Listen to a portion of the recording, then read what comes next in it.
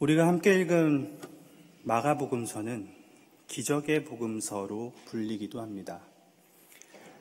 마가복음 전체가 16장인데 그중 약 3분의 1의 분량 17개의 기적 이야기로 채워져 있기 때문입니다.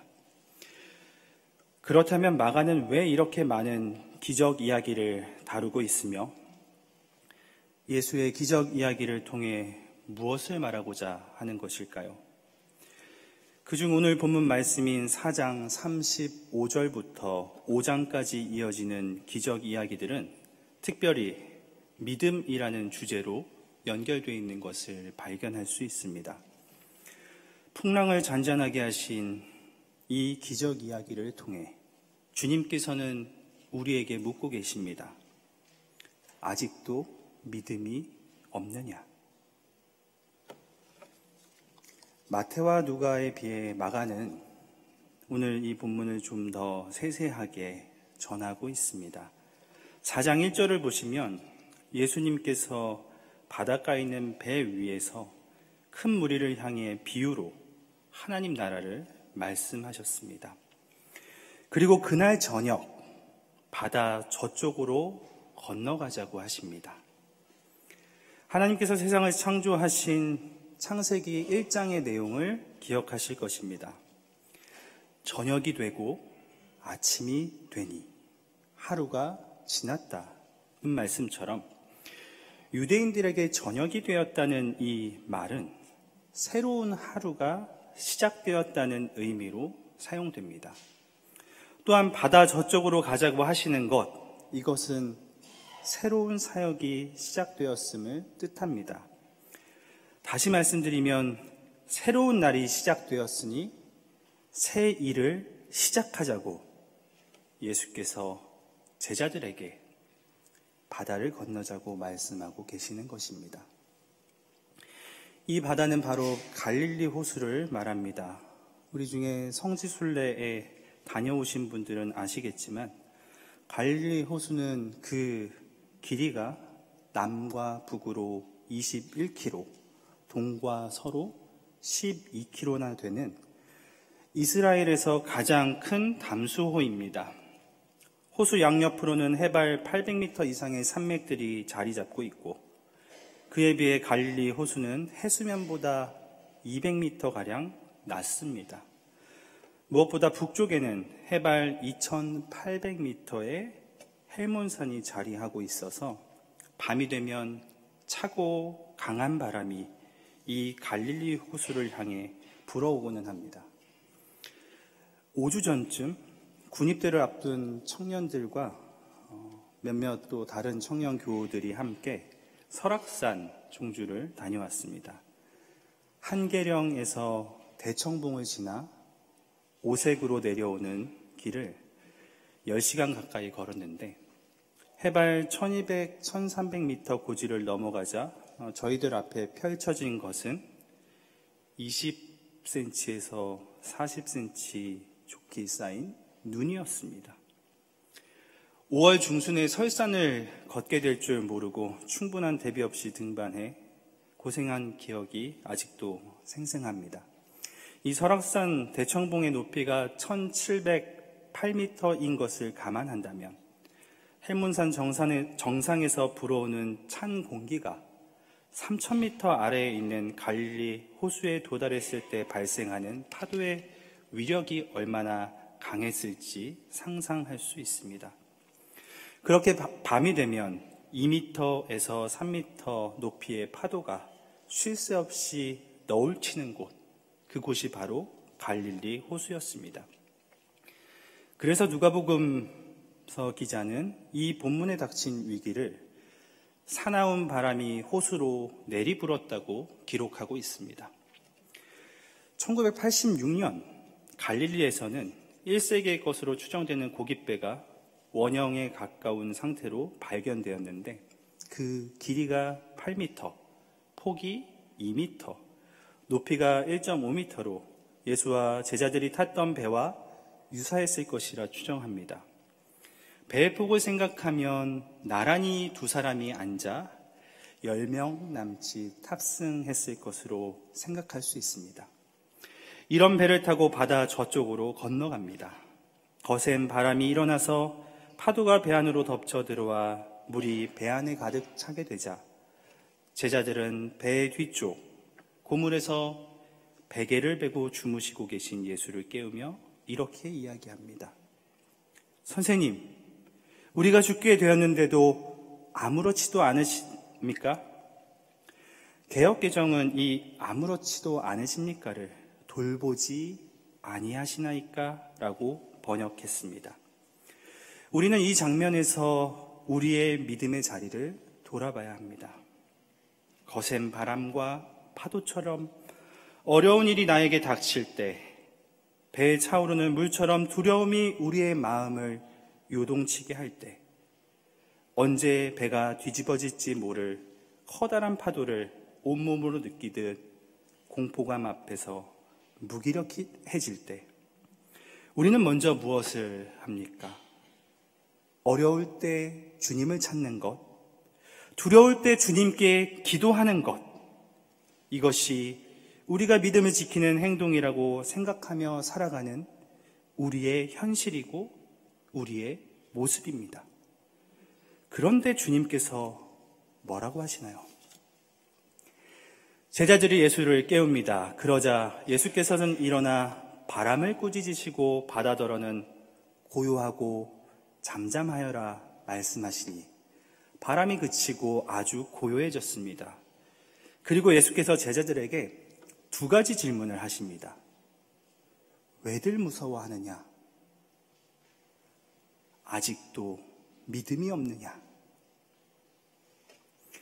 여기서 첫 번째 질문, 왜들 무서워하느냐는 무엇을 무서워하느냐로도 해석할 수 있습니다. 제자들이 무서워한 것이 무엇이었습니까? 그것은 거센 바람이 불어일으킨 파도였습니다. 제자들은 왜 그것을 무서워했습니까? 그들이 그 파도를 몸으로 느끼며 선생님, 우리가 죽게 되었는데도 왜 우리를 돌보지 않으십니까? 라며 불평과 불만 가득해 예수를 깨우던 그 이유는 바로 파도로 인해 느꼈던 죽음의 공포 때문이었습니다. 바다는 성서를 비롯한 많은 문헌에서 생명을 앗아가는 상징적인 장소로 그리곤 합니다. 파도와 바람 역시 죽음의 공포를 불러일으키는 요소들입니다. 인간은 유한한 존재이기에 죽음에 대한 두려움과 공포가 생기는 것, 그것은 너무도 당연한 일입니다. 죽음은 우리가 넘을 수 없는 필연적인 것이고 그렇기 때문에 죽음이 두려운 것입니다. 제자들이 무서워했던 것, 그것은 파도였습니다. 그 파도는 곧 죽음이었습니다. 그렇다면 그들은 왜 무서워했을까요? 바로 제자들의 눈에 보였기 때문입니다. 보이는 것을 두려워했기 때문입니다. 보이는 것에 현혹되었기 때문입니다. 눈에 보이는 것이 전부인 것 같은 세상에 살고 있습니다. 손에 만져지는 것이 전부인 것 같은 세상에 살고 있습니다. 귀로 듣고 느낄 수 있는 것이 전부인 것 같은 세상에 살고 있습니다. 그러나 눈에 보이는 것을 두려워하기보다는 보이지 않는 것을 두려워하고 보이지 않는 하나님을 인정하며 보이지 않는 곳에서 보이는 세상과 보이지 않는 세상을 모두 다스리시고 통치하시는 그 권능을 바라볼 수 있는 믿음의 눈이 우리에게 있는가? 우리는 묻고 답할 수 있어야 합니다. 거센 바람과 풍랑에 배에 차오르는 물을 보며 제자들은 선생님, 우리가 죽게 되었는데 왜 우리를 돌보지 않으시냐는 불평과 불만과 함께 우리를 저 휘몰아쳐오는 커다란 죽음의 파도에서 구해달라고 호소하고 있습니다. 그런데 이 죽음의 공포가 너무 커서 제자들의 인생의 목적, 삶의 이유와 방향을 잃게 되었습니다. 바다를 건너자는 주님의 말씀이 이 몰아쳐오는 파도와 함께 사라져버리고 말았습니다. 구약의 말씀 사무엘상 17장은 여러분들 누구에게나 친숙한 본문일 것입니다. 바로 다윗과 골리앗의 대결을 중심으로 한 이야기를 전하고 있습니다.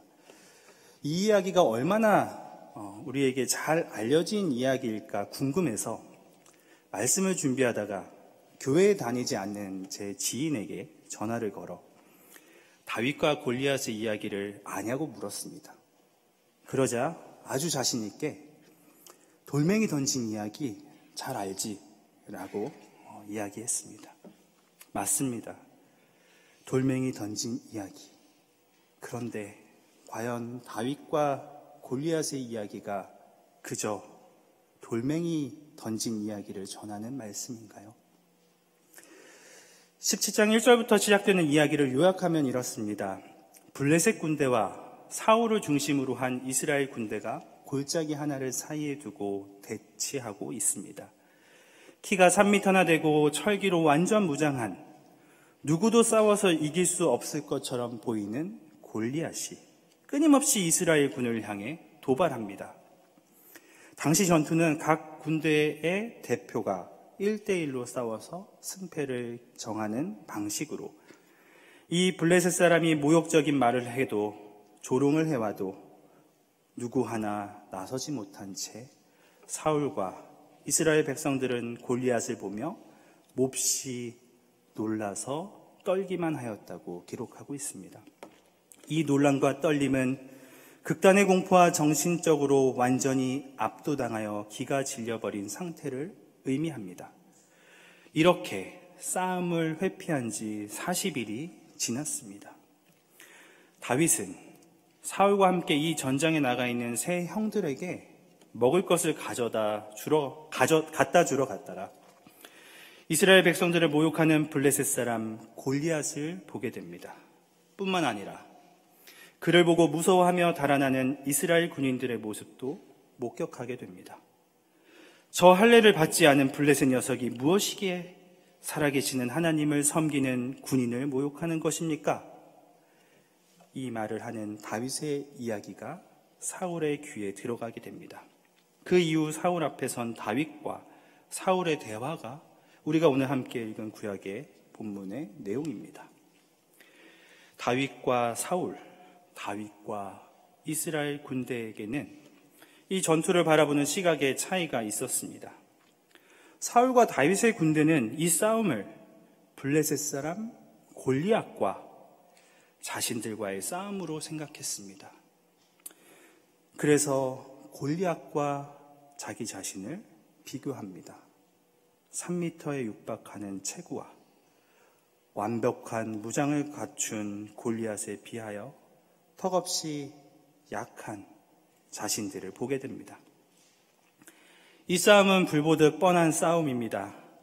약한 이스라엘이 강한 블레셋 사람 골리앗에게 무너지는 것은 분명한 싸움이라는 것입니다. 이 결과가 무엇인가요? 놀라고 떨며 두려움에 빠지고 도망하는 결과를 초래합니다. 이들 역시 철썩이며 덮쳐오는 거센 풍랑 앞에 두려움과 공포를 느꼈던 제자들과 다를 게 하나 없습니다. 눈에 보이는 것, 눈에 보이는 두려움, 눈에 보이는 공포, 눈에 보이는 죽음을 넘어서지 못한 것입니다. 다윗은 어땠나요? 이 싸움을 모욕당할 수 없는 하나님을 모욕하고 있는 골리앗과 하나님의 싸움으로 인식했습니다. 골리앗을 대항하여 싸우는 것에 골리앗의 맞수가 되지 않는다며 그만두어라. 저자는 평생 군대에서 뼈가 굵은 자이지만 너는 아직 어린 소년이 아니냐? 어떻게 저자와 싸우겠느냐고 말하는 사울도 눈에 보이는 모습, 이 현실의 세계의 장벽을 뛰어넘지 못했습니다. 그러나 다윗은 내 아버지의 양떼를 사자나 곰으로부터 지켜온 내가 하나님의 양 이스라엘 백성을 모욕하는 저 블레셋 사람과의 싸움에서 이기지 못할 것이 무엇이겠느냐며 그동안 자기 자신의 모든 것을 지켜주신 하나님을 기억하며 이번 싸움에서도 자신을 건지실 것이며 그동안 내가 한 모든 일이 하나님께서 하신 일이라고 고백을 합니다. 나는 어떻게 되는 것인가? 내 목숨은 어떻게 되는 것인가? 내가 하는 일들이 언제나 최고의 관심사였던 사울은 그저 자기의 이름으로 인해 살아가는 자입니다. 사울과 함께했던 이스라엘의 군대 역시 눈에 보이는 것이 전부인 것인 줄 알고 살아가는 사람들입니다.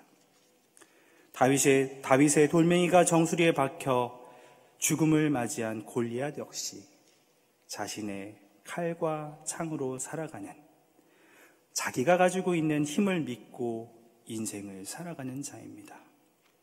이제 이런 자들을 물리치고 하나님의 이름으로 나아가는 다윗의 등장을 알립니다.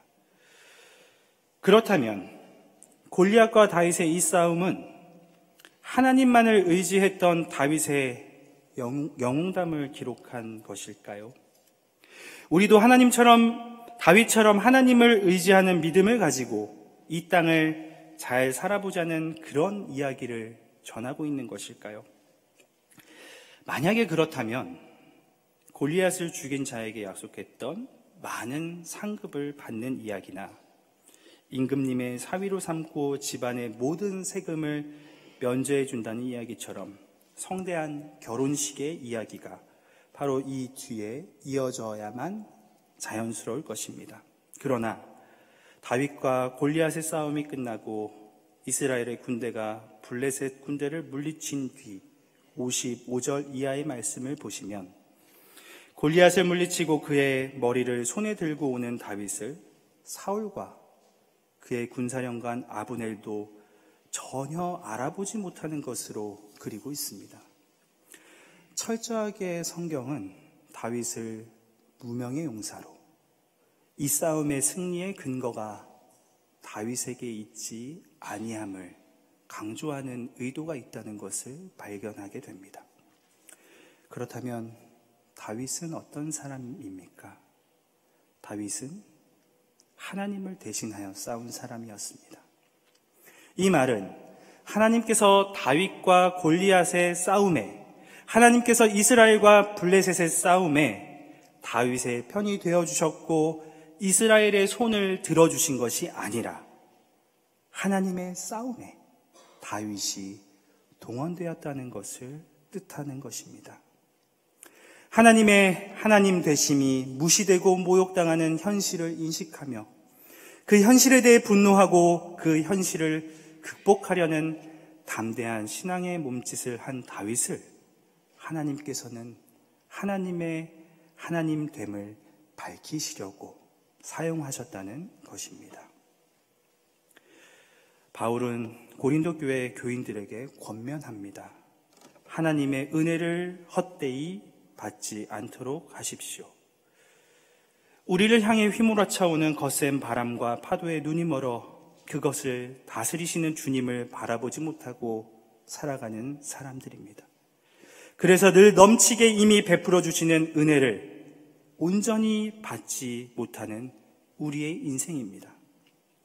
두려워서 외면하고 피하고 무서워서 숨고 도망갔던 우리들에게 바울은 지금이야말로 은혜의 때요, 지금이야말로 구원의 날이라고 이야기합니다. 이 깨달음이 있는 자들에게 하나님의 일꾼이라고 이야기합니다. 여기서 일꾼은 헬라어로 디아코노스입니다. 우리가 섬김을 이야기할 때 사용하는 디아코니아와 같은 어원으로 섬기는 자, 종을 말합니다. 디아코노스, 섬김의 본을 예수께서 보여주셨습니다. 바울은 비록 환난과 궁핍과 곤경을 겪는 삶일지라도 하나님의 일꾼으로 살아가는 사람들에게 주어지는 믿음의 선물을 이렇게 이야기합니다. 속이는 사람 같으나 진실하고 이름 없는 사람 같으나 유명하고 죽는 사람 같으나 살아있고 근심하는 사람 같으나 항상 기뻐하고 가난한 사람 같으나 많은 사람을 부요하게 하고 아무것도 가지지 않은 사람 같으나 모든 것을 가진 사람입니다. 말씀을 정리합니다. 주님께서는 너희는 아직도 믿음이 없느냐 물으십니다. 믿음은 그저 내 삶을 윤택하게 만들기 위한 창과 검이 아닙니다. 믿음은 내 앞에 몰려오는 두려움과 역경을 이겨내는 데 필요한 노트구와 갑옷도 아닙니다.